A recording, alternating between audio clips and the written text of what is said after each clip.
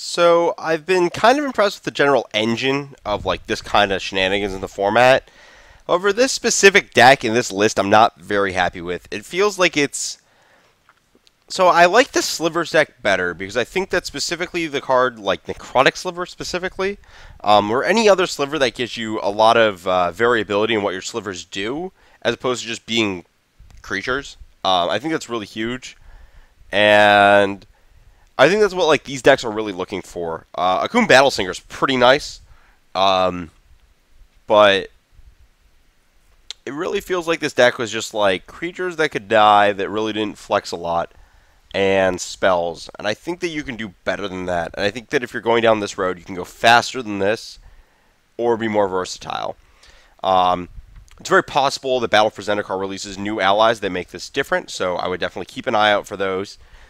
Specifically, it's possible that if there was another one drop, just this is the fastest thing you can do with this stuff. Like it's like this overlap of like fast plus resilient. Like Elves is a little bit faster, but a little less resilient because you just like terminate the Azuri, bolt the Archdruid. The other cards are crap. Whereas this is like every single creature, every one of them has to die. Um, I did win all my matches, which probably says more about the collecting company's strategy being powerful. Um, but I think there's a lot of room to work with in this format. And Allies does some good stuff, but I don't think this is the end-all be-all. And really, there should be probably at least one Horizon Canopy in this deck after playing it. Definitely felt that way. Just going to make this point for future decks. Do not do this. No. I'd also have to play more games to determine if this card's good. I also think that as long as Living End is the deck you have to beat with Rest in Peace, Relic is better. Relic still clears. I mean, I guess Rest in Peace is better against Grixis, but I think that deck is on the decline. I mean, it does like it turns off multiple anglers, multiple snaps. But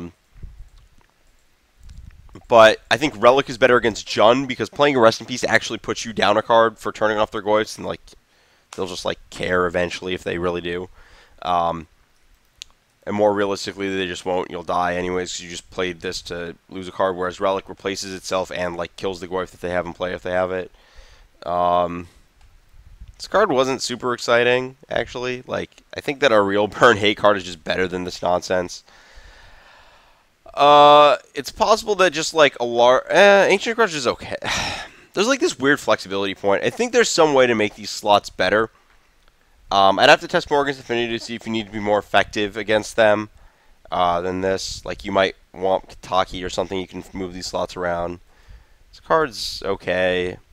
I feel like the sideboard could be certainly optimized for power level. I don't know if there was one land too many or too few. I have no idea whatsoever. This is like this is like the best Aether Vial deck I've played in a long time, and it might even be right for there to only be 3 of it still, just so you don't draw infinite. I have no idea if this card's good. I have not drawn it. I keep sideboarding it out. Yeah, the rest of the deck can't really change much. This card does some crazy stuff. This card does some crazy stuff. There's so much more room to work with this card, and it's really great that Dragons of Tarkir had such a huge impact in Modern for a set that no one expected to have any impact at all.